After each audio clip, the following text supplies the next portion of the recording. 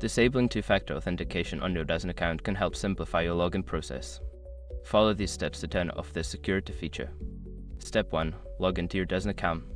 Visit the DAZN website or open the DAZN app and log in using your username and password. Step 2. Access account settings. Once logged in, navigate to your account settings. This is usually found by clicking on your profile icon or name in the top corner of the screen.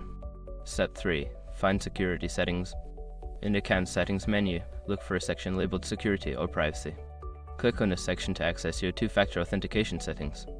Step 4. Disable two-factor authentication.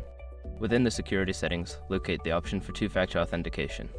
There should be a toggle or checkbox that allows you to disable it. Click to turn it off. Step 5. Confirm changes. After disabling two-factor authentication, you may be prompted to confirm your changes. Follow any on-screen instructions to finalize the process, ensuring that the feature is successfully turned off. Once you have completed these steps, two-factor authentication will be disabled on your DAZN account. Always remember to keep your account secure with a strong password.